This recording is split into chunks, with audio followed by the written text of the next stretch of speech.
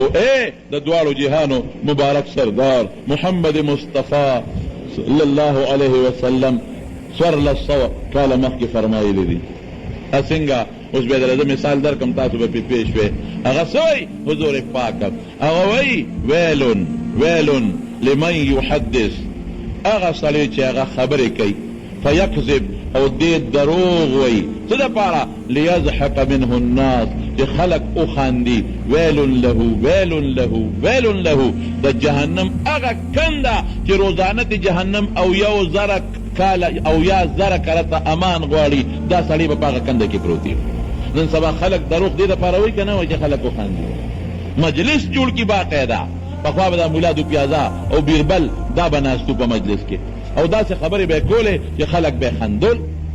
د ځانه به یې خبرې جوړې کړلې، مفتو کې به یې خبرې جوړې کړې. او څه دپاره؟ د بادشاه د خندا دپاره. یو مثال به درته درکړم، صرف ستاسو د نقل کفر نه باشد.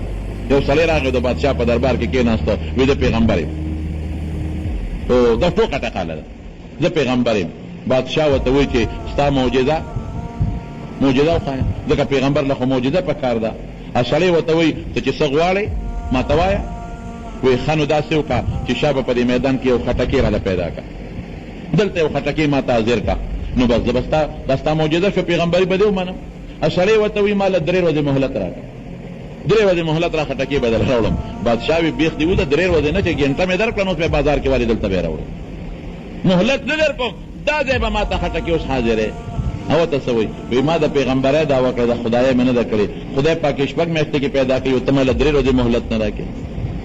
ګوره اوس ته خو دا اوس ټوکه ټقاله شوه، داسې قسمه ټوکه ټقاله. یا بعضې خلک یې فرشتو پورې ټوکې کوي.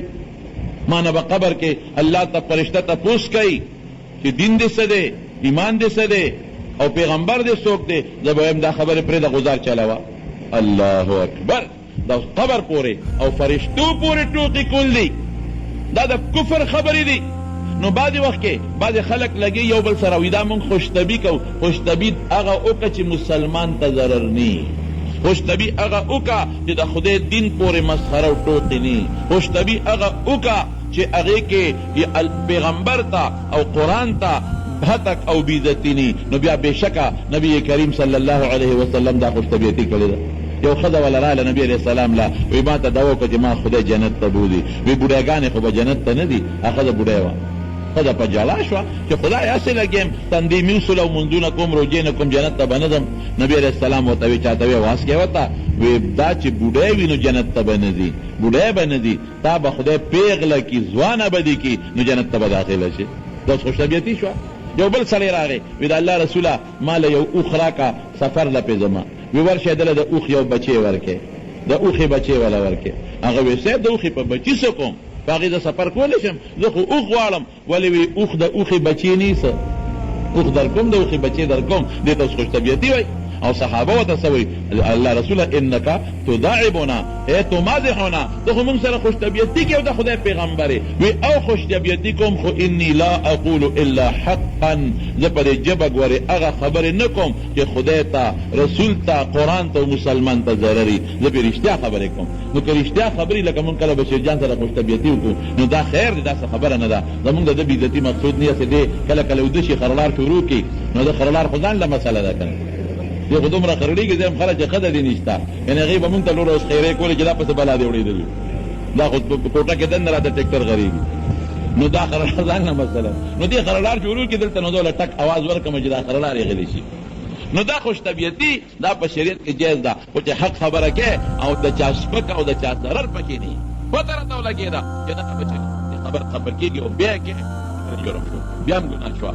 نو د مارونو دا قرآن شریف کے اللہ فرمائی ما یلفظ من قول الا لدیہ رقیب عتید، ما یلفظ من قول الا لدیہ رقیب عتید. وی خلینا چې کومه خبره بار اولې او رو باسه نو ګورې زما تیار تابعدار فرشته ناسته ده درته لیکي، تیار تابعدار فرشته ناسته ده درته لیکي. او عربو یو مقوله ده وی اللسان جرم صغیر، اللسان له جرم صغیر وله جرم کبیر. دا طالبان بیو بل خطا کوي. اللسان اللسان جرمه صغير وجرمه كبير. جرم په عربی کې د غوښې ټوټې ته وایي او جرم په عربی کې ګناه ته وایي. نو اللسان جرمه صغير ټوټه خو وړه ده، د غوښې ټوټه خو صغیره ده، خو جرمه کبیر ګناه ګوره ډېره زیاته ده، ډېر خطرناکه ګناه